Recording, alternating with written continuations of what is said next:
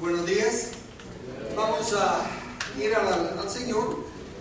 La parábola del día de hoy está muy interesante. Espero que ustedes puedan tener en mente lo que hemos venido hablando en las otras parábolas. Les voy a exhortar. Las enseñanzas las pueden escuchar en la página de la iglesia y las pueden adquirir también en CDs.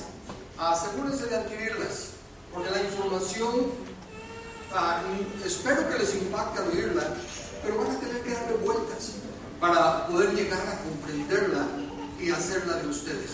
Es sumamente importante que entendamos estas cosas. Así que oremos al Señor. Padre amado, clamamos a tu Espíritu Santo que nos alumbre el entendimiento. Reconocemos que Él es el que nos guía a toda verdad. Y tú dejaste tu palabra y nos exhortas a que la escudriñemos. Eso es lo que hemos querido hacer en estos días. Queremos exaltar tu nombre, Señor Jesús, y queremos restaurar tu verdad a tu iglesia, para que todo aquel que tenga oído para oír pueda entenderla. Por lo tanto, descansamos en tu gracia y tu misericordia, no en méritos propios, y te suplicamos que nos ayudes en el entendimiento de tu palabra. En el nombre de Jesús. Amén. Estamos en Mateo capítulo 13, versículo 33. Dice así: les digo otra parábola. El reino de los cielos es semejante a la levadura que una mujer tomó y escondió en 3 medidas de harina hasta que todo quedó fermentado. Esa es toda la parábola. Y las parábolas se complementan. Las primeras 2 parábolas, ¿se recuerdan? El sembrador y el trigo y la cizaña nos hablaban del efecto de la palabra en el individuo. Se complementaban. La parábola anterior que vimos, la parábola del crecimiento anormal de la mostaza, se complementa con esta.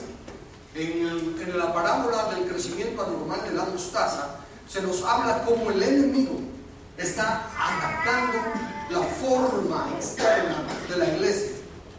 Y por eso es que la mostaza cambia de naturaleza y contrario a naturaleza se hace árbol, lo cual permite que las aves que Jesús ya identificó como el maligno hagan su nido en ellas.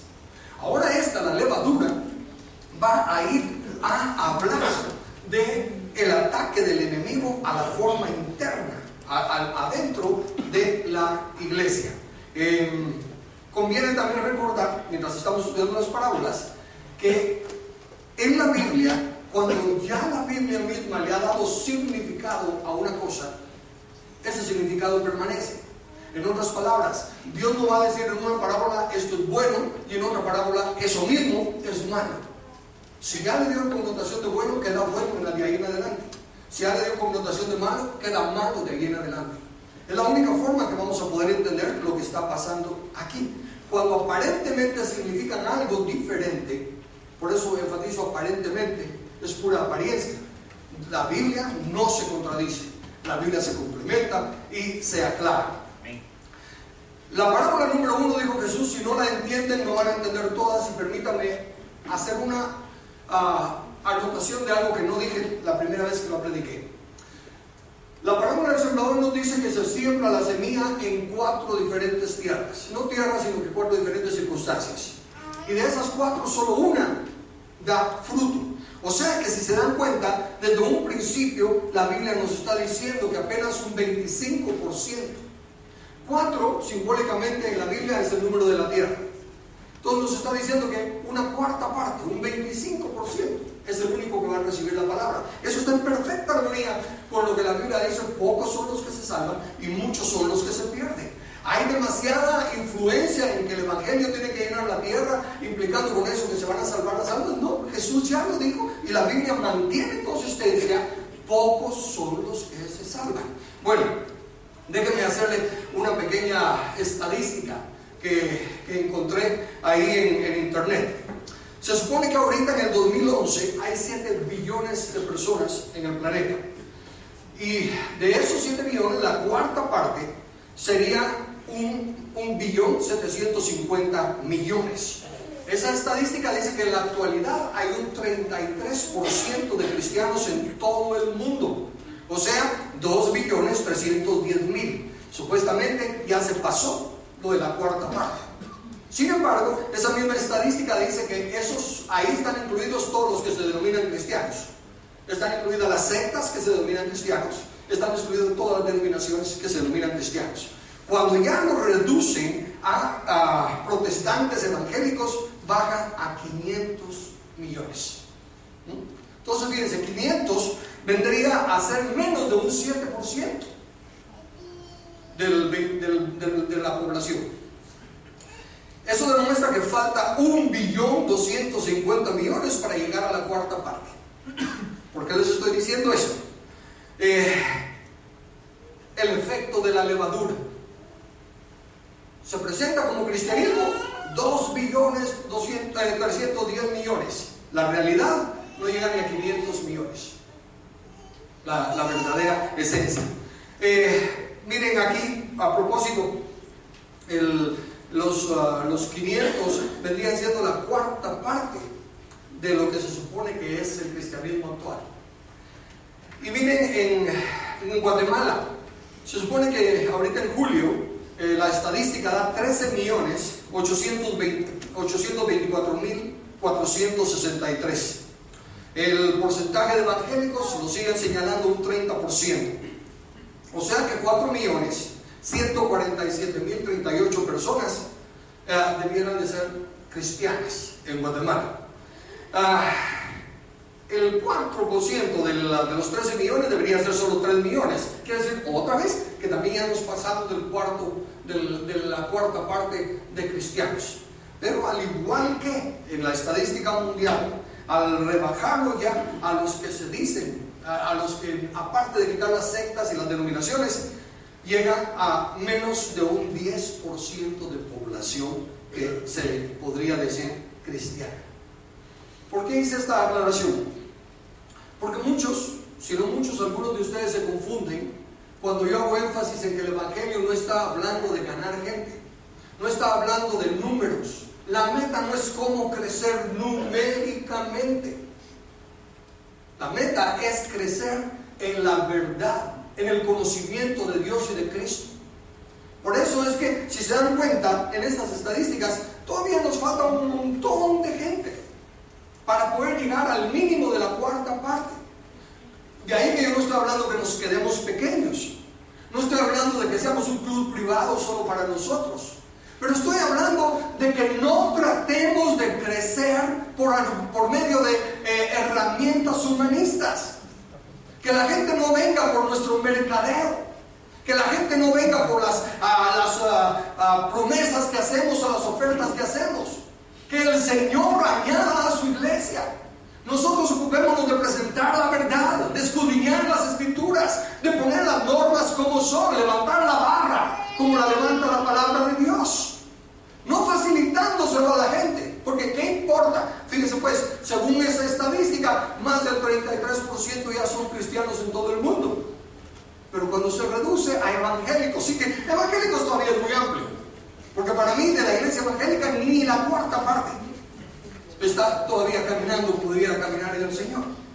Ese es el efecto de la levadura, y quise ponerles esos números solo para que tuvieran el entendimiento de la parábola que ahora viene. Veamos qué dice la Biblia en primer lugar en cuanto a la levadura. Levíticos capítulo 2 versículo 11. Ninguna ofrenda que ofrecieres a Jehová será con levadura, porque de ninguna cosa leuda ni de ninguna miel se ha de quemar ofrenda para Jehová. Es un mandato claro de la palabra de Dios. De ahí ya no podemos entonces ahora esperar que la levadura signifique algo bueno. Dios está diciendo que Él no recibe nada como olor grato que lleve levadura, porque está hablando de las ofrendas quemadas que subían el olor grato a Dios. Entonces, cuando estamos hablando de la levadura, contrario a que la gran mayoría de predicadores en la internet, en la radio, en todos lados que indaguen, contrario a lo que ellos piensan que es el crecimiento del positivo del Evangelio del Reino, lo que nos está mencionando es el complemento de la parábola anterior. El complemento de cómo la mostaza, contrario a la naturaleza, que es antibíblico, se hizo árbol, algo que no es su naturaleza, y le dio cabida a los demonios. Por eso Pablo advierte que están escuchando doctrina de demonios. Esa es la interpretación que Jesús da. Las aves son el maligno. Ahora estamos yendo a la parte interna. ¿Cómo ataca el enemigo a por dentro? Y lo hace por medio de la levadura. Cuando bajo la ley se hacía un sacrificio de ofrenda quemada, y el sacrificio era de consagración, eso es importante tomarlo en cuenta. Lo hacían por medio de 3 medidas de harina, 3 décimas de un éfano, dice Levíticos 14:10. Note la simbología de Levítico 14:10. El día octavo tomarás 2 corderos sin defecto y una cordera de 1 año sin tacha, y 3 décimas de efa de flor de harina para ofrenda amasada con aceite y un log de aceite. El contexto es la limpieza del leproso. Cuando a una persona era declarada limpia de su lepra, tenía que hacer eso. Ahora note la simbología tan linda. El día octavo, el número 8 en la Biblia simboliza nuevos comienzos. Entonces el día octavo tomarás 2 corderos sin defecto y una cordera de 1 año.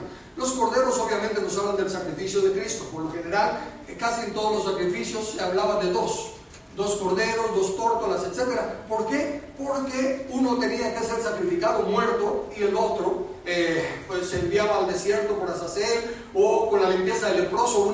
Un ave era muerta y la otra ave mojaba las patas en su sangre y se dejaba ir. ¿Por qué? Para simbolizar la muerte y resurrección de Cristo. Pero como no podían hacer resucitar el cordero ni el ave, pues tenían que simbolizarlo con 2.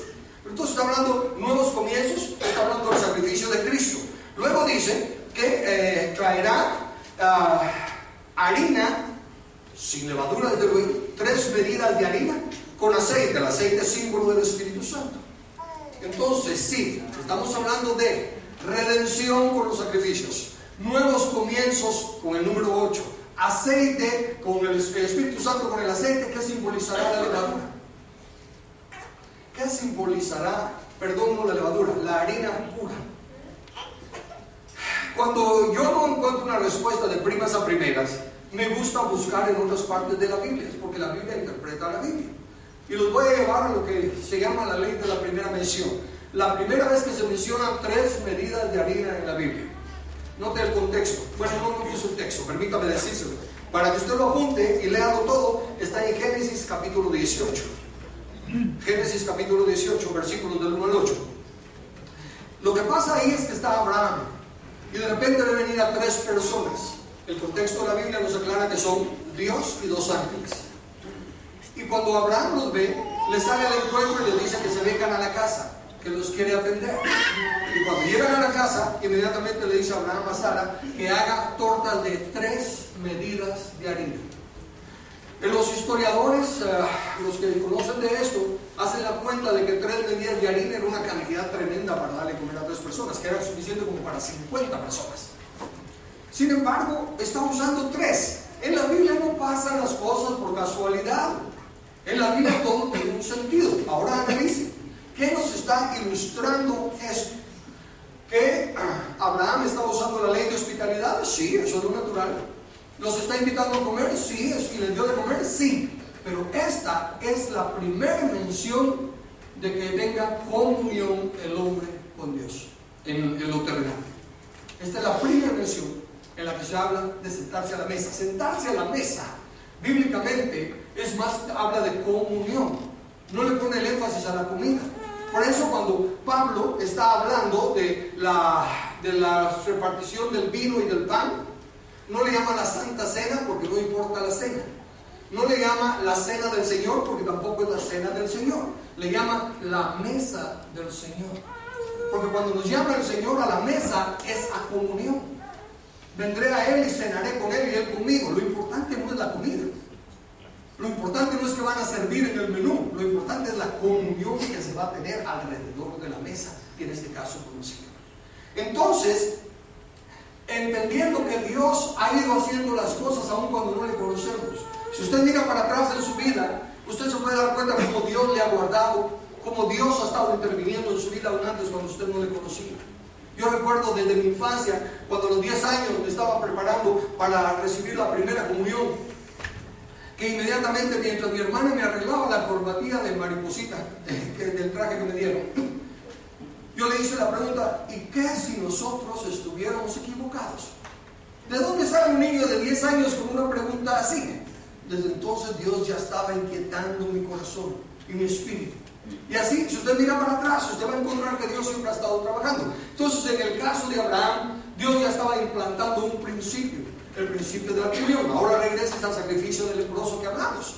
Entonces, cuando la persona nace de nuevo, nuevos comienzos, por el sacrificio de Cristo, los corderos, entonces lo que sigue debe de ser una vida de comunión con Dios. Lo que Dios está buscando de cada uno de nosotros es comunión. Dios no está buscando nuestros trabajos, Dios no está buscando nuestro dinero, Dios no está buscando nuestros dones, nuestros talentos, nuestras habilidades. Dios nos llamó para tener comunión con nosotros. Nos concede el privilegio inmerecido de tener comunión con Él. Y eso es lo que las 3 medidas de harina significan, y eso es lo que la levadura ataca. ¿Ok? Consecuente entonces con eso, pasemos ahora a ver qué más significa la levadura. Entonces recuérdese, de una vez le estoy dando el final de la lección. La levadura ataca la comunión con Dios. En la iglesia hay un montón de activismo. La gente está ocupada haciendo buenas obras, visitando enfermos, sanando leprosos, predicando el evangelio, haciendo miles y miles de cosas. ¿Dónde está la comunión? Están como Marta, afanados, haciendo un montón de cosas buenas para servir al Señor. Están como la iglesia de Éfeso, trabajando arduamente por amor de su nombre, pero han descuidado el primer amor. El primer amor es la comunión con Dios. Es el primer mandamiento. Amarás al Señor tu Dios con toda tu mente, con todo tu corazón, con todas tus fuerzas. Es el primer mandamiento. Entonces la astucia del enemigo es: no importa cuánto hagamos. Miren, ya somos 33% de la población. Sigamos adelante. Podemos rescatar el 50% del mundo y podemos estar súper ocupados. Pero ese es el efecto de la levadura. ¿Cuánta comunión? Analiza que ahora tú tienes que levantar la mano. ¿Cuánta comunión tienes tú con Dios? No te pregunto cuánto haces por Dios. No te pregunto si eres alabante, no te pregunto si eres predicador, no te pregunto si eres evangelista, no te pregunto qué haces. Te pregunto cuánta comunión tienes con el Señor. Cuánta relación personal, uno a uno, tienes con el Señor. Ni siquiera te pregunto si tienes culto familiar, porque aún en el culto familiar solo uno el que está y está haciendo. Estoy enseñándole a mis hijos, estoy enseñándole a mi esposa, estoy respaldándole la palabra. Es lo mismo que estoy haciendo aquí. Hacer. Eso no es tener comunión con el Señor. Entonces veamos qué dice Jesús. Mateo 16, versículos del 6 al 12. Y Jesús les dijo: mirad, guardaos de la levadura de los fariseos y de los saduceos. Paremos allí. Está la advertencia de Jesús. Cuídense de la levadura. La levadura no es buena. Aunque la mayoría de cristianos la quieran poner como buena, no es buena. Acuérdense que tenemos que juzgar las escrituras conforme a la Biblia. Y aquí la advertencia del Señor. ¿Por qué? Bueno, ellos pensaron dentro de sí diciendo: esto dice porque no trajimos pan. Y entendiéndolo, Jesús les dijo: ¿por qué pensáis dentro de vosotros, hombres de poca fe, que no tenéis pan? ¿No entendéis aún, ni os acordáis de los 5 panes entre 5,000 hombres? ¿Y cuántas cestas recogisteis? Ni de los 7 panes entre 4,000, ¿y cuántas canastas recogisteis? ¿Cómo es que no entendéis que no fue por el pan que os dije que os guardéis de la levadura de los fariseos y de los saduceos? Entonces entendieron que no les había dicho que se guardasen de la levadura del pan, sino de la doctrina de los fariseos y de los saduceos. Préstele atención, por favor, a eso. Tráigalo al contexto actual. Es que a veces cuando miramos la Biblia decimos: los fariseos, los saduceos. ¿Quiénes son los fariseos y los saduceos hoy en día? Yo me encuentro en esa lista. Sí, me refiero porque los fariseos y los saduceos de ese entonces eran los expositores de la palabra de Dios. Eran los maestros del pueblo. Eran los que supuestamente entendían y enseñaban la palabra de Dios. Entonces, lo que el Señor les está diciendo es: cuídense de la doctrina. Mirad cómo oís, dice la Escritura. La Escritura dice: mirad que nadie os engañe. La Escritura dice que los de Berea eran más nobles porque escudriñaban. No importaba que fuera el gran apóstol Pablo hablando. Pero para poder juzgar juzgar la profecía, no al profeta, la profecía. Tienes que conocer la Biblia. Porque si yo simplemente me paro como el resto de los demás y digo, la levadura nos habla cómo así en lo secreto, Dios poco a poco comenzó chiquitito hasta que llena toda la tierra. No, eso no es el mensaje de la Biblia. ¿Lo dicen grandes siervos de Dios? Sí, pero están equivocados. Porque no están respetando el contexto de la Biblia. Jesús no le llama bueno a la levadura malo a la levadura en casi toda la Biblia y bueno solo en esta. Esa es una mala interpretación de las Escrituras. Por lo tanto, capte esto por favor. Los fariseos y saduceos habían apartado al pueblo de Dios de la verdad. Eran maestros reconocidos. Era la eminencia de sus tiempos. No habían cambiado la palabra. No atacaban la palabra, que va, la exaltaban. Era la palabra de Dios. Y no cambiaban las palabras de la palabra, valga la redundancia. Leían exactamente lo que estaba escrito. Pero su interpretación, su aplicación era contraria. Y fíjense que la sutileza, ¿se recuerda? En tiempos atrás les he enseñado que la Biblia dice, mirad que no os deslicéis. Y les he aclarado que el desliz es solo salirse un poquito de donde uno estaba, no se tiene que caer. Pero está tan cerca donde estaba que no lo extraña. ¿Qué hacían los saduceos y los fariseos? Prácticamente hablaban de la mesa, sí, pero se enfocaban en la clase de comida, se enfocaban en el mantel, se enfocaban en los cubiertos, en los platos, en la bebida. No se enfocaban en el único mensaje de la mesa. ¿Cuál es el mensaje de la mesa? Comunión con Dios. Y eso pasa hoy en día. Hay grandes mensajes del Apocalipsis, grandes mensajes de las parábolas, grandes mensajes de los que sea, y el énfasis va a la batalla espiritual, a esto y lo otro, al alcance misionero, un montón de cosas. Y la comunión con Dios y el entronamiento del Rey de Reyes y Señor de Señores brilla por su ausencia.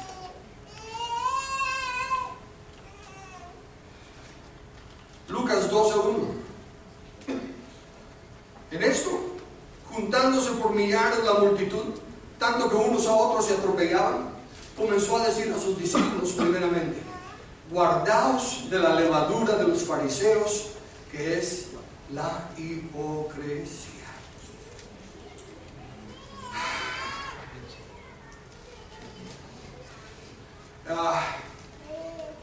Entonces la levadura es doctrina.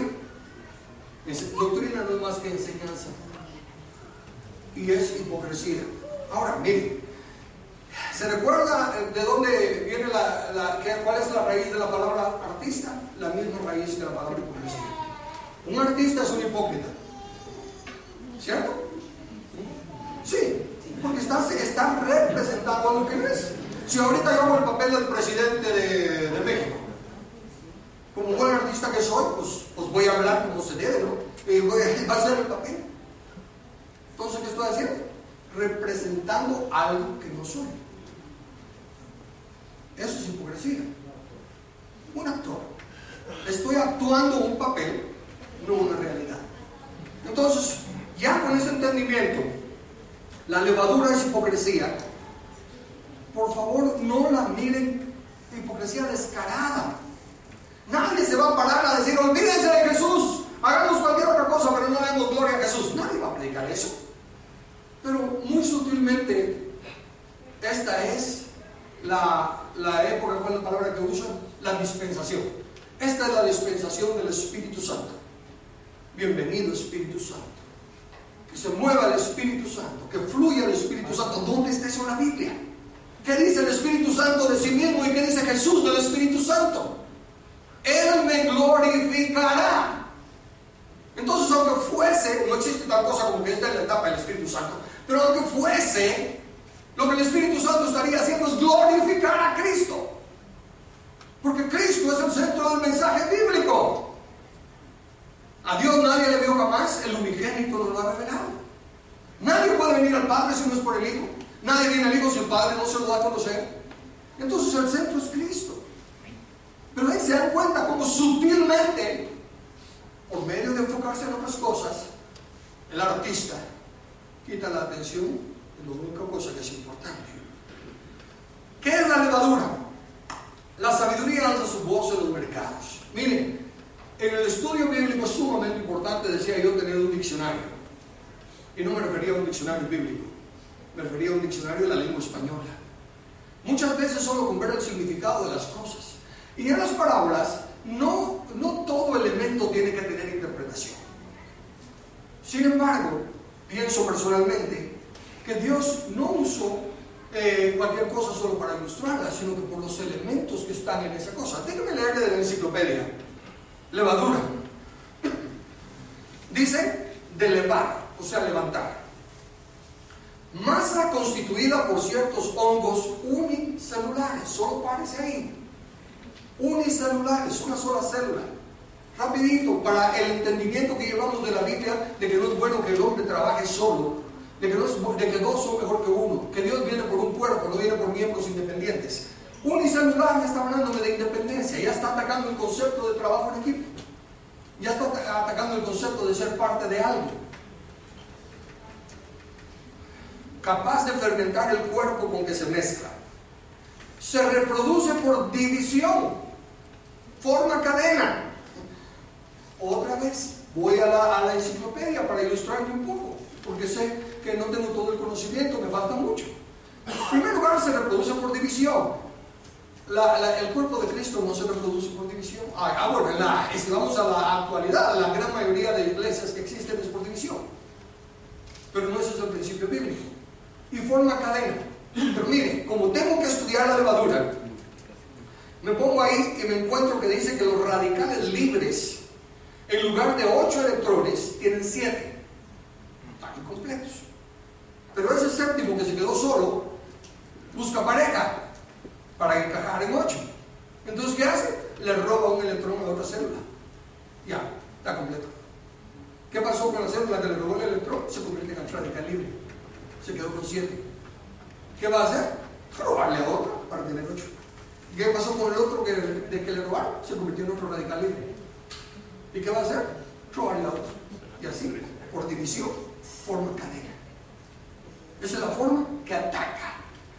Y fíjense pues esto, en 8, uno que no es del grupo.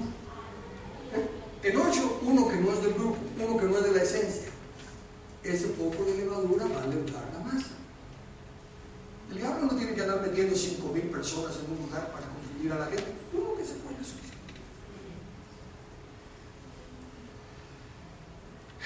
Y produce enzimas capaces de descomponer, fermentar diversos cuerpos orgánicos, principalmente los azúcares, en otros más sencillos.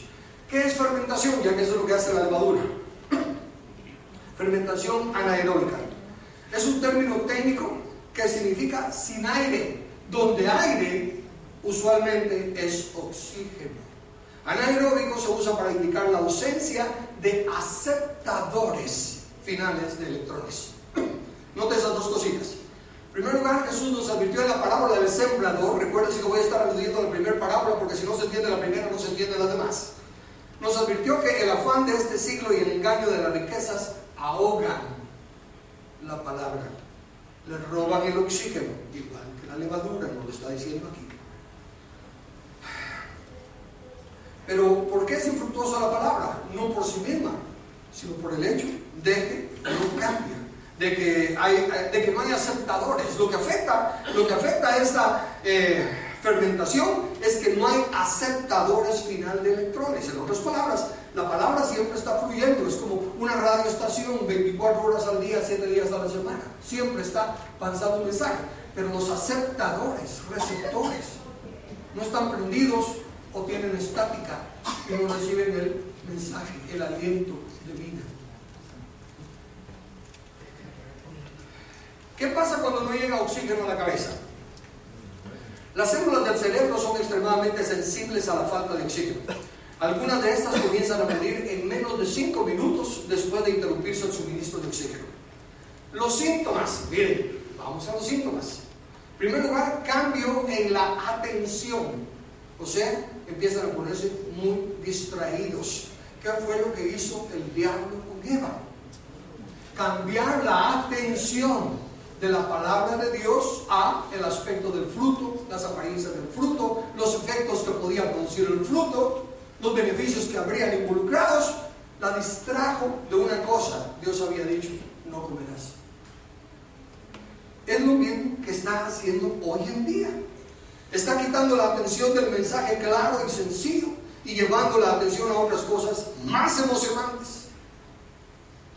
Sí, porque sentarse aquí a escuchar a un maestro enseñar la palabra, ¡ala, qué aburrido! En cambio, en otros lugares donde se señales y prodigios, donde hay palabra de ciencia, donde esto y lo otro, eso es más emocionante. Distrae la atención. ¿Se recuerda que es una de las cosas que causa la cizaña? ¿Se recuerda cuando vimos la parábola de la tribu y la cizaña? ¿Qué pasa a los que comen de la cizaña?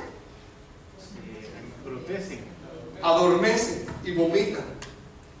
Sí, la Biblia se está repitiendo. El Señor nos está dando el mismo mensaje con diferentes ejemplos. Así como la cizaña adormece, la levadura, uno de sus efectos al robar el oxígeno es que quita la atención. Y perdónenme, habemos diferentes predicadores y habemos diferentes temperamentos, pero no importa si el que está hablando aquí es flemático, y si no cambia de tono, y si no se mueve, y se está diciendo, es responsabilidad tuya prestar atención, es responsabilidad tuya juzgar la palabra, juzgar la profecía. Si vas a estar buscando quién te mantenga despierto, quién te entretenga, ese es tu problema. La palabra no está, el ministerio de la palabra no está para entretener, está para instruir, está para proclamar el señorío de Cristo, el reinado de Cristo.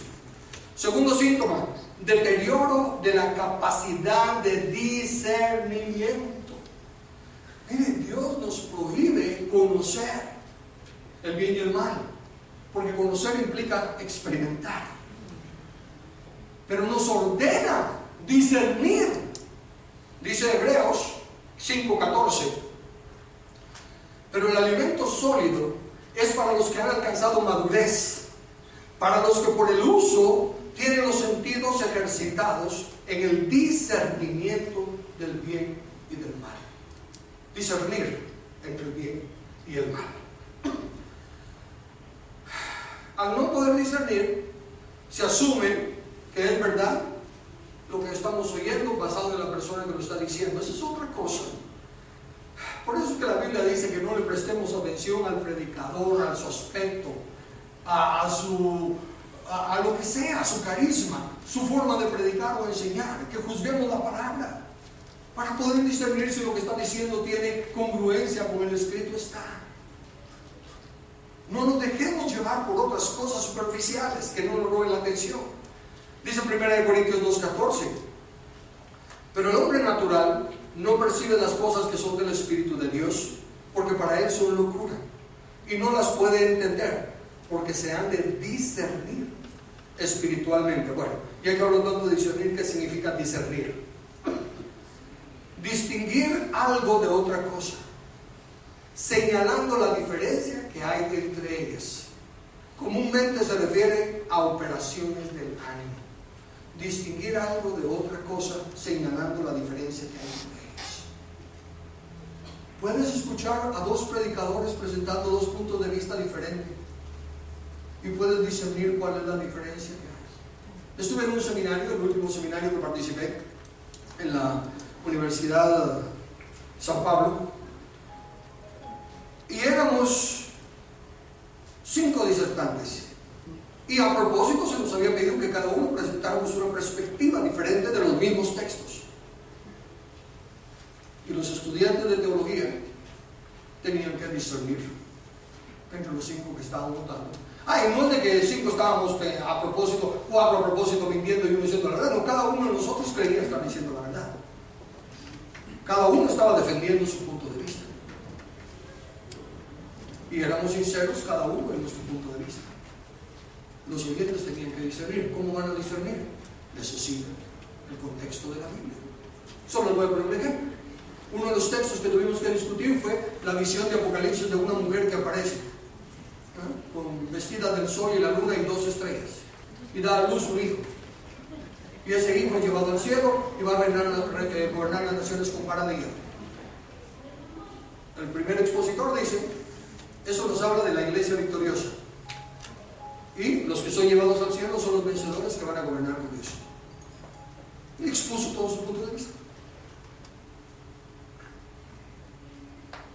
Yo dije lo opuesto. Yo dije, por el contexto, la Biblia interpreta la Biblia.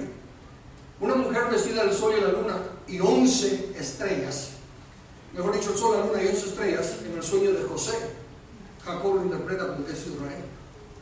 Vendremos tu madre y tus hermanos y nos postraremos delante de él. Hay 11 estrellas, ¿por qué? Porque José es el que está teniendo el sueño. Él es la 12ª estrella. Pero en Apocalipsis, 2 estrellas, porque es Israel. ¿Y quién dio a luz al hijo varón que rige las naciones con vara de hierro? Israel. Al dejar que la Biblia interprete a la Biblia, hay elementos de juicio. El otro simplemente sacó una chorrera de invenciones, textos aislados fuera de contexto. Entonces hay que distinguir algo de otra cosa, señalando la diferencia. Lamentablemente entonces eso es lo que el enemigo hace, reduce el discernimiento del creyente y esto vuelve a juzgar como hombre natural. El tercer síntoma, porque regresamos a los síntomas de la falta de oxígeno: movimientos descoordinados. Básicamente es que la cabeza no gobierna y los miembros del cuerpo están haciendo lo que tienen que hacer correctamente, pero cada quien a su manera y en su tiempo. Eso el cuerpo de Cristo está haciendo hoy en día. Movimientos descoordinados.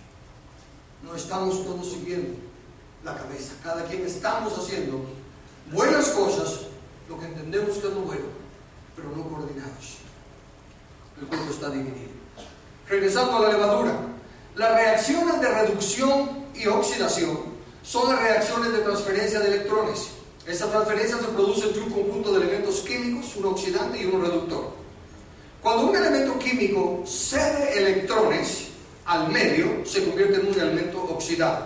Eso es lo que hace el radical libre. Cuando le quita un electrón a la célula buena, cuando ésta cede un electrón, se oxida. Y la aplicación o entendimiento de esto: lo que la levadura hace es que ahoga la harina, la comunión. Recuerden que las 3 medidas de harina hablan de la comunión. Lo que la levadura hace es que ahoga la comunión, eliminando los aceptadores legítimos de energía de la palabra de Dios, el oído espiritual. Así le roba el oxígeno, la iluminación del Espíritu Santo, el discernimiento. Y luego la harina invierte su energía en el sistema y se oxida, y a la vez que empieza a recibir energía del sistema, y eso la reduce. En otras palabras, es la hipocresía de la falsa religión. Y la iglesia hoy en día está en fin, por eso me encanta ir al diccionario, a las enciclopedias. La iglesia está gastando su energía en encajar en un sistema. Tenemos que actualizarnos. No podemos quedarnos en la edad de piedra. Tenemos que estar al día. Tenemos que ver cómo ganamos a los jóvenes. Así que está bueno, pues pintémonos el pelo, pongamos un mechón morado y otro verde y tratemos de predicar rap, tratando de encajar en el sistema, cediendo electrones al sistema, y eso la oxida.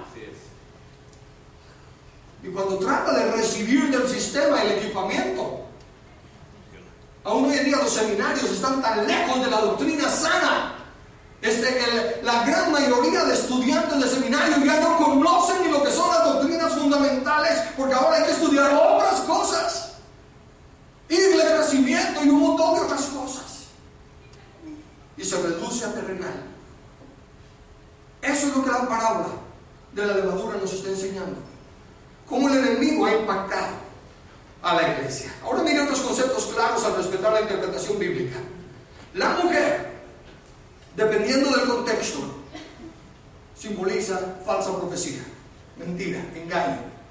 Así como la mujer puede representar la sabiduría, puede representar a la iglesia, dependiendo del contexto, está hablando de falsa doctrina. Ese es el contexto aquí. ¿Por qué? Veamos lo que dice la Escritura. La mujer escondió la levadura. El evangelio no está escondido. Nosotros no tratamos de ver cómo les meto el evangelio sin que se den cuenta. El evangelio no está escondido. Miren las palabras de Jesús. Juan 18:20. Jesús le respondió: yo públicamente he hablado a todo el mundo. Siempre he enseñado en la sinagoga y en el templo, donde se reúnen todos los judíos, y nada he hablado en oculto. Y cuando termina hablando de Pablo en Hechos 28:31, dice: predicando el reino de Dios y enseñando acerca del Señor Jesucristo abiertamente y sin impedimento.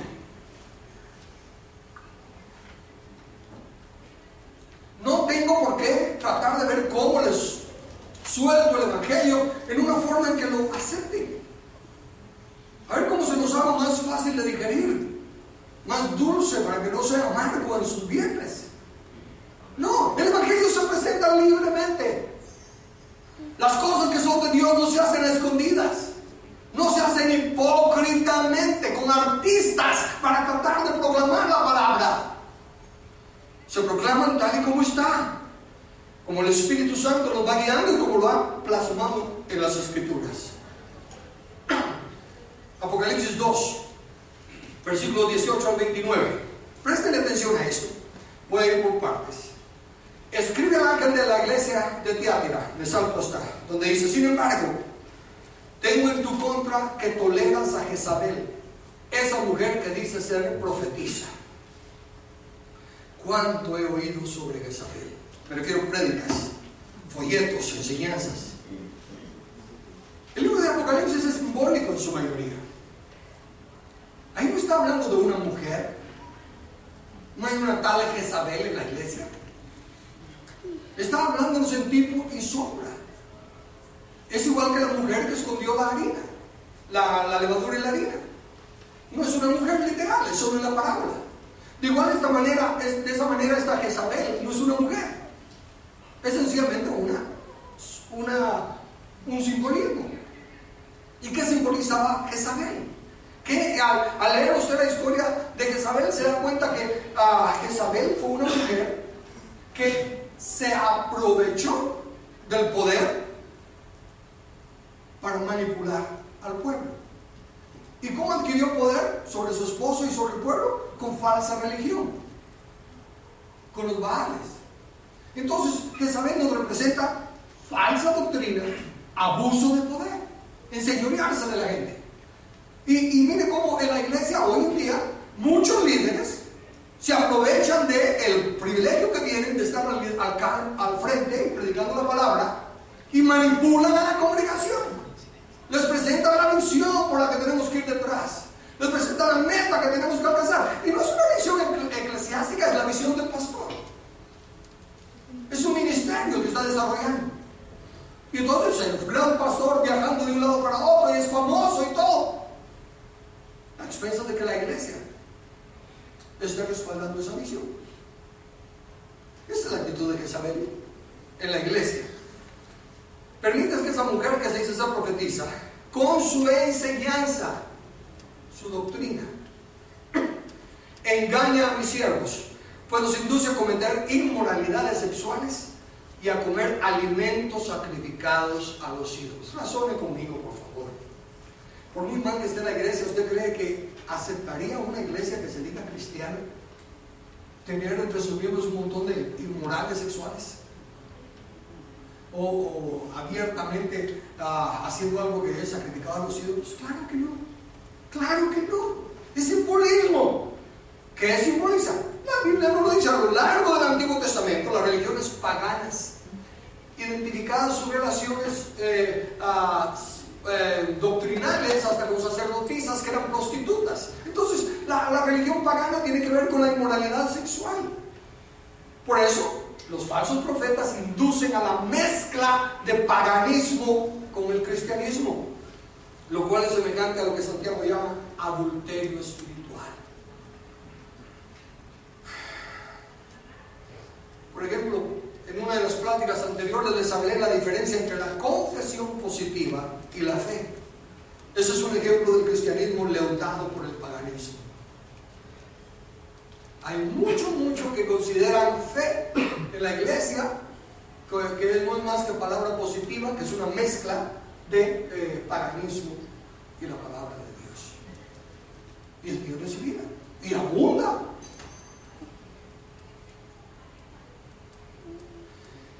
mezcla leuda la masa y reduce su pureza, su sentido de valores ético-morales, a tal grado, por ejemplo, una de las iglesias más grandes de Centroamérica, en un país de Centroamérica, está pastoreada por un hombre divorciado 2 veces y casado 3. Eso no cambia, automáticamente descalificado. No, pero es la iglesia más grande. Y con esa mezcla del paganismo, pues es acepto y tolerado, y toda esa iglesia es inducida a ser partícipe de esa inmoralidad sexual y de esa doctrina falsa. Así sabrán todas las iglesias que yo soy el que escudriña la mente y el corazón, y a cada uno de ustedes lo trataré de acuerdo con sus obras. ¿Importan las obras? No. Pero si ahí dice a cada uno lo trataré conforme a sus obras, sí, pero note, escudriña la mente y el corazón para evaluar la obra. No es la obra en sí la que importa. 2 personas pueden hacer la misma obra, uno de corazón para la gloria de Dios y el otro puro show, hipocresía, y la obra es la misma. Señor, Señor, en tu nombre echamos fuera demonios, en tu nombre hicimos milagros, pero Dios juzga la mente y el corazón, no la obra. Entonces estemos conscientes de eso. Ahora, al resto de los que están en Tiatira, es decir, a ustedes que no siguen esa enseñanza, escuchen, ni han aprendido los mal llamados profundos secretos de Satanás. Levadura leudando la masa. Nos dicen que hay que conocer al enemigo, porque así es como uno va a preparar sus estrategias para la guerra. Ok, estoy de acuerdo. Ahora la pregunta es, ¿de quién vamos a aprender el enemigo? Cuando se va a analizar al enemigo, cuando usted le pregunta al enemigo, venga usted, dígame sus estrategias. Pues tiene que aprender de alguien que sea veraz y que realmente conozca al enemigo. Ok, entonces yo sí conozco del enemigo. La palabra de Dios me dice exactamente quién es, su origen, su forma de atacar, su destino y lo que puede y lo que no puede. Pero la gran mayoría de la iglesia está recibiendo información acerca del enemigo, del mismo enemigo, de la misma levadura. Los libros esos que en lugar de edificar, lo que hacen es destruir más la iglesia, del poder del diablo, de los demonios estos, de que cuidadito que se van a liberar a aquel que no se te meta, ni si no está limpio, ni te acerques, toda esa basura que no tiene nada de palabra de Dios. Pero eso es lo que predomina, porque la gente lee libros de ficción más que la palabra de Dios. Se meten a las profundidades del estudio de Satanás. ¿De dónde sale que hay un orden de gobierno de Satanás? Satanás tiene sus comandantes, que son las potestades. Después tiene a los huestes de maldad en las regiones celestes. Después tiene a los principados. Después tiene... Todo eso es pura ficción. Eso no está en la Biblia. Es levadura. Es hipocresía. Es mezcla de paganismo con el cristianismo. Yo sé lo que me dice la Biblia acerca de Satanás. Me dice que es un enemigo vencido, que el Señor le puso su pie sobre su cabeza. Amén. Ya le quitó el poder. No me puede hacer absolutamente nada. Si sigue operando es en aquellos hijos de desobediencia. No tengo que se lo diga la Biblia. Eso sí, dice aquí, retengan con firmeza lo que ya tienen. Retengan con firmeza lo que ya tienen. La salvación no es una vez salvo, siempre salvo. ¡No! Retenga con firmeza lo que ya tiene hasta que yo venga. Al que salga vencedor y cumpla mi voluntad hasta el fin, le daré autoridad sobre las naciones, así como yo la he recibido de mi Padre, y las gobernará con puño de hierro. Las hará pedazos como vasijas de barro. También te daré la estrella de la mañana. El que tenga oídos, oiga lo que el Espíritu dice a las iglesias. Usando la analogía, déjenme decirles, si hay aceptadores legítimos, disciernan. Retomando otra vez el concepto de los sacrificios quemados. Estos suben en olor grato a Dios, dice, y nunca usaban levadura. O sea que queda claro que la levadura insertada en las 3 medidas de harina es algo malo. Y como vemos en la condición de la iglesia hoy, está lejos de lo que Jesús dijo que debiera ser. Hay levadura y tiende a afectar a toda la iglesia, y el testimonio de la iglesia está tristemente impedido por la levadura dentro de eso. Ahora, si a la harina con levadura Jesús le llama hipocresía y doctrina de los fariseos y saduceos, ¿cómo le llamaríamos a la harina sin levadura? Doctrina pura, lo que la Biblia llama sana doctrina. Déjenme ahora enfocarme en la sana doctrina. Te encarezco delante de Dios. ¿Eso está en dónde? 2 Timoteo 4, del 1 al 4. Te encarezco delante de Dios y del Señor Jesucristo, que juzgará a los vivos y a los muertos en su manifestación y en su reino, que prediques la palabra, que instes a tiempo y fuera de tiempo, redarguye, reprende, exhorta con toda paciencia y doctrina. Porque vendrá tiempo cuando no sufrirán la sana doctrina, sino que teniendo comezón de oír, se amontonarán maestros conforme a sus propias concupiscencias, y apartarán de la verdad del oído, y se volverán ¿a qué? A las fábulas. Fábula, otra vez recurro al diccionario y a la enciclopedia. El término fábula refiere a aquel relato breve ficticio, escrito en prosa o en verso, que frecuentemente tiene una intencionalidad didáctica manifestada en una moraleja. Moraleja, lección o enseñanza que se deduce de un cuento. Paremos aquí. ¿Qué me está diciendo la fábula?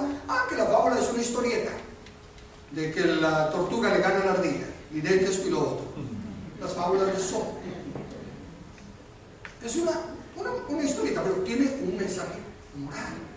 La diligencia de la tortuga, la autoconfianza errónea de la liebre. Usted puede deducir la enseñanza. No está tácita, explícitamente. Usted la tiene que deducir. Ahora no de otro instrumento. Sigamos con el diccionario. Esa intencionalidad didáctica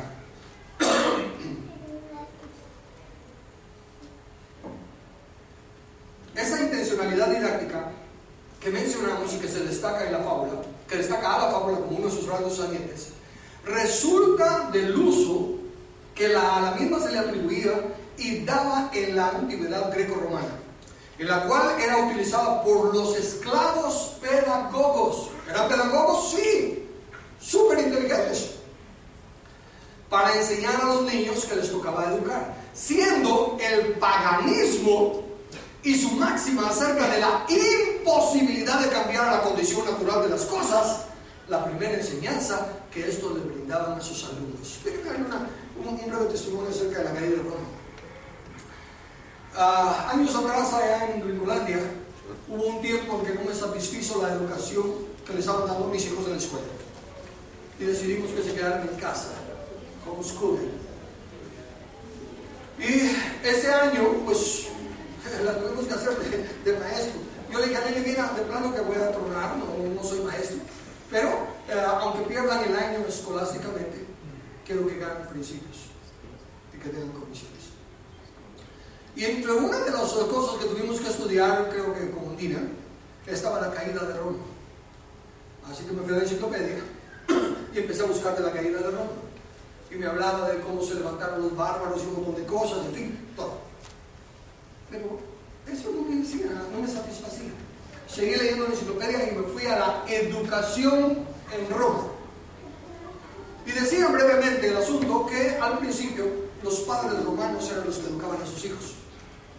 Pero luego, cuando vino la guerra y ganaron y se hicieron grandes, empezaron a tomar a los griegos, a los atenienses, a los pensantes, de maestros de sus hijos, en lo que ellos se dedicaban a otras empresas y a otras cosas. Imagínense la mentalidad de los conquistados, por la cual perdieron, por lo cual cayeron, se convierte ahora en la enseñanza a las futuras generaciones de Roma. Perdieron los griegos la guerra por la fuerza y luego se las entregan en bandeja de plata los conquistadores. Algo así como Guatemala, que luchó y luchó para librarse de los insurgentes y después les entrega a Guatemala en bandeja de plata. La misma historia. La misma historia. Entonces esas son las fábulas. Los griegos usaban fábulas para educar a los hijos de los romanos. ¿Y cuál era la máxima? La imposibilidad de cambiar la condición natural de las cosas. Entonces hoy en día la iglesia está llena de fábulas. Otra vez, batalla espiritual. ¿Cuál es el propósito de la fábula? Un mensaje positivo al final. ¿Cuál es el mensaje de la batalla espiritual? La victoria de los cristianos sobre el enemigo. Ese es el mensaje, esa es la moraleja. Pero está tan llena de ficción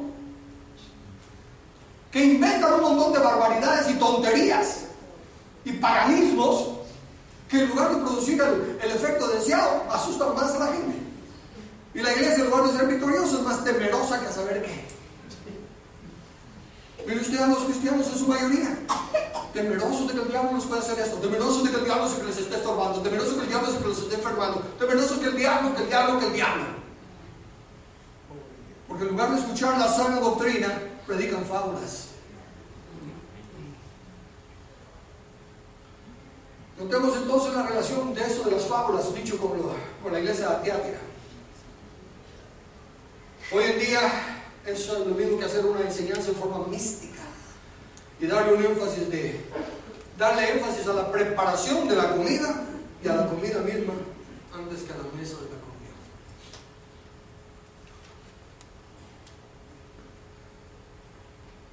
Otro ejemplo, sacar de proporción los tipos, sombras y las prácticas judías. En el Antiguo Testamento hay un montón de tipos y sombras que están como fiestas judías y otros elementos judíos, pero era un mensaje, un tipo, una sombra. Aparte de eso, hay otras que son costumbres judías que no tienen nada que ver con la iglesia. Escucha este texto antes de hacer mi aclaración.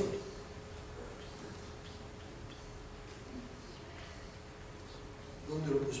¿Sí? Sí. La verdad que le puse un texto, pero usted léalo ahí y después lo busca. Bueno, encuéntrame el texto de la comida. Dice: porque hay muchos contumaces, habladores de vanidades y engañadores, mayormente los de la circuncisión. Escucha ahora, por favor.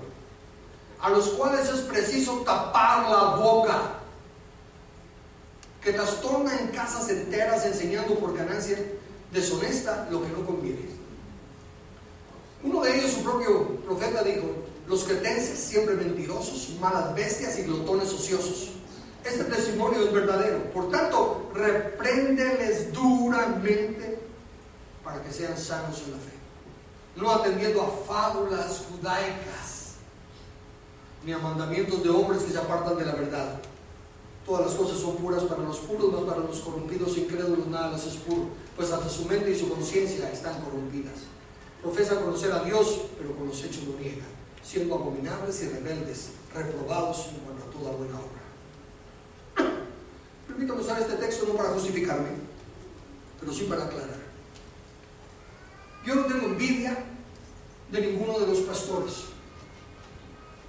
Me importa un comino. A muchos de ellos los conozco de una forma relacional personal. Pero sí juzgo su profecía y la declaro mala, falsa. Y cuando hablo de esa manera no me importan los predicadores. Lo que me importa es que si tengo que dar cuenta a Dios de lo que predico, y si hay un rebaño de ovejas de las cuales tengo que dar cuenta, quiero enseñar doctrina sana. Y si hay otros lobos rapaces con piel de ovejas enseñando otras cosas, cada quien es libre de escoger, pero es mi responsabilidad proclamar la verdad, taparle la boca a sus mentiras y a sus engaños. ¿Cómo juzgar esas enseñanzas? Segunda de Tesalonicenses 2, 7 al 12. Porque ya está en acción el misterio de la iniquidad. Solo que hay quien para el presente lo detiene, hasta que él a su vez sea quitado del medio. Y entonces se manifestará aquel inicuo a quien el Señor matará con el espíritu de su boca y destruirá con el resplandor de su venida. Inicuo cuyo advenimiento es por obra de Satanás con gran poder y señales y prodigios mentirosos y con todo engaño de iniquidad.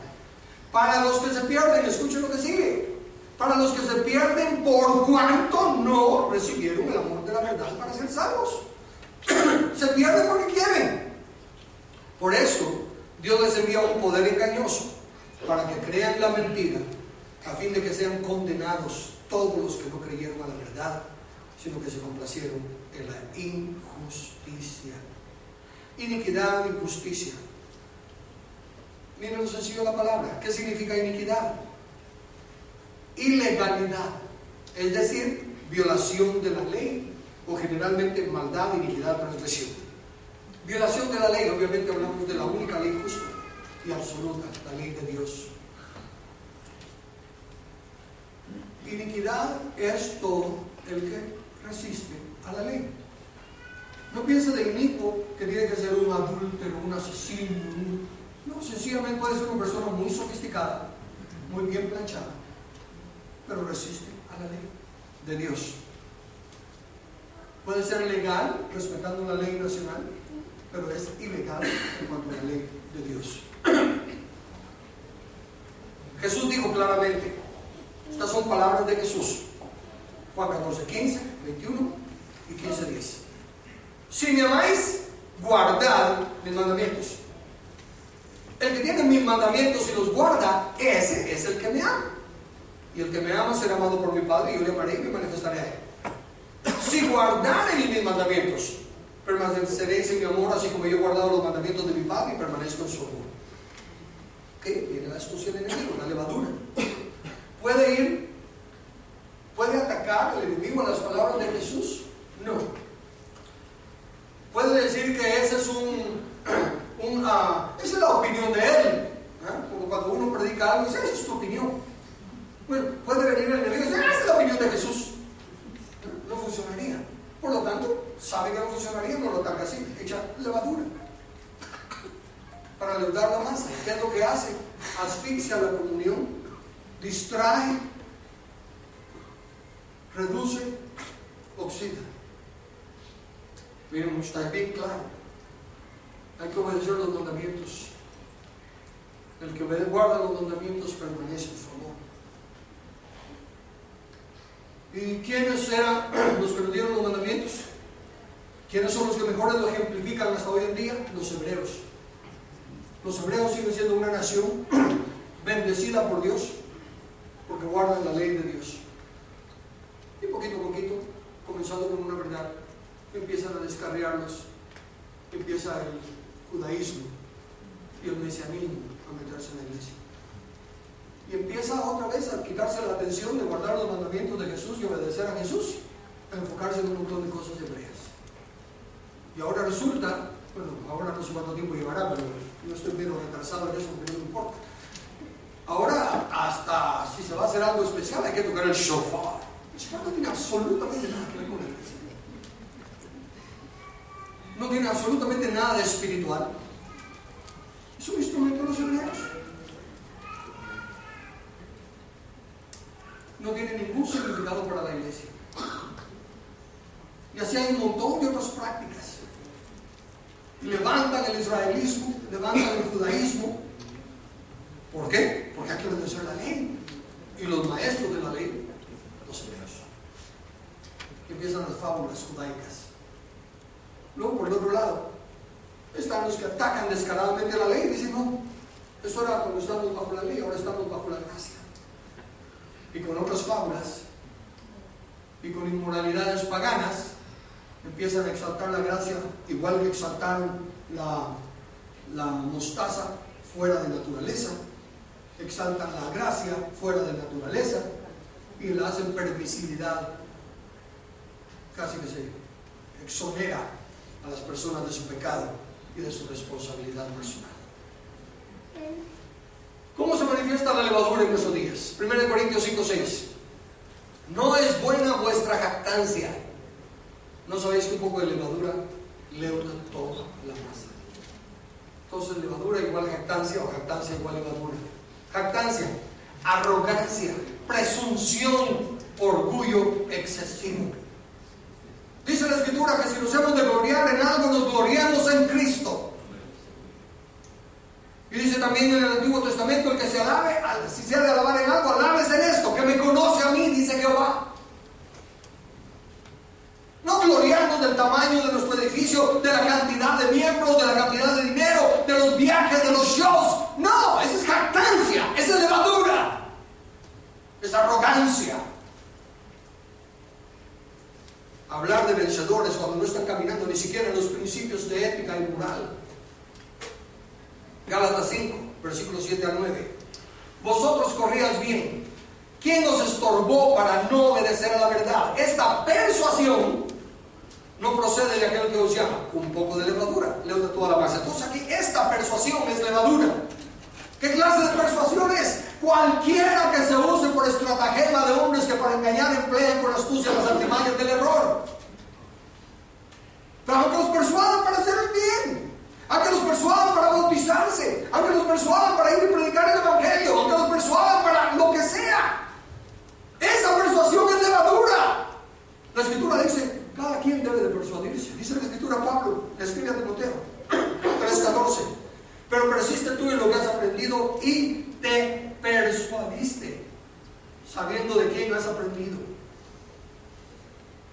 Por eso que insisto, yo no hago invitaciones, yo no apelo a sus emociones, no trato de convencerlos, les proclamo lo que dice la palabra, pero ustedes se tienen que persuadir. Si no es persuasión suya, no sirve de nada. Un líder puede motivar a las masas y que lo sigan, pero son ciegos y guiando a ciegos, y ambos caerán en el barranco. La persuasión es individual. La responsabilidad de escudriñar las Escrituras es individual, porque cada quien dará a Dios cuenta de sí. Amén. Por lo tanto, concluyamos. Pablo dice en 1 Corintios 5:7: limpiaos pues de la vieja levadura, para que sea nueva masa, sin levadura como sois. Porque nuestra Pascua, que es Cristo, ya fue sacrificada por nosotros.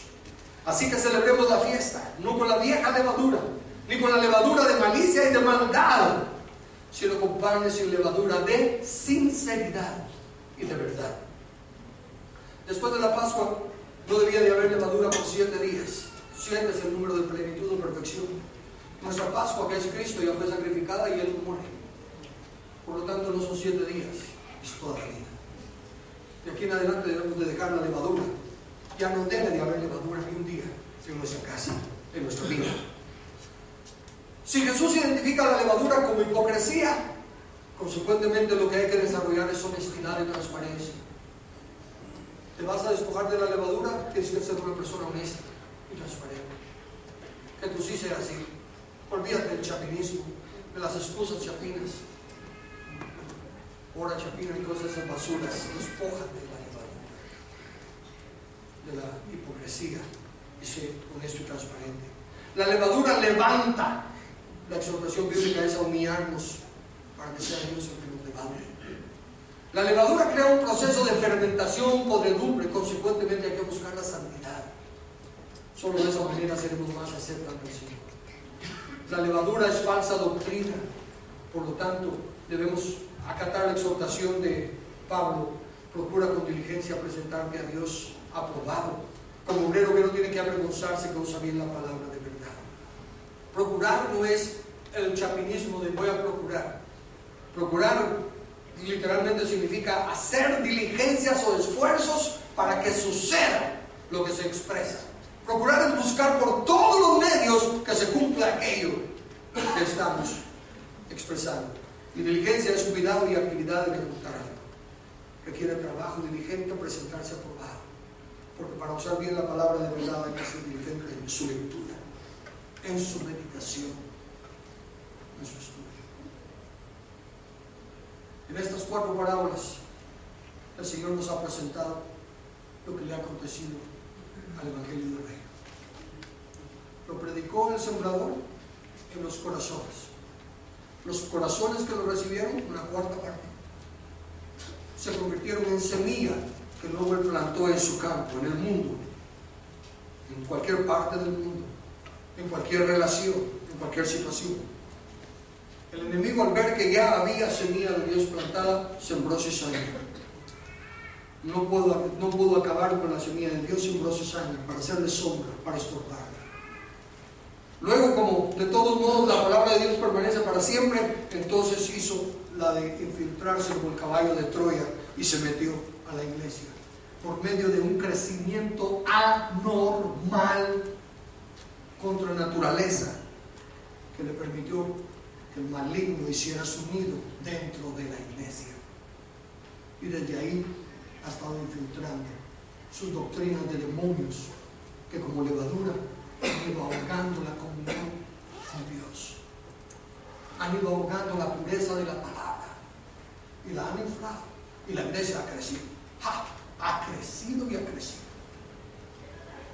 por forma, pero por dentro se ha reducido y se ha oxidado.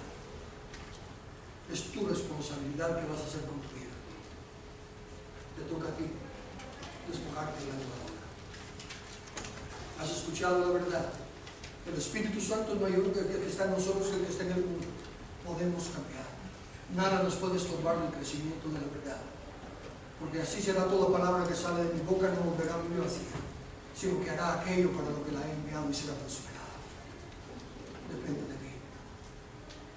Oremos. Padre amado, gracias por la dicha inmerecida de llamarte Padre.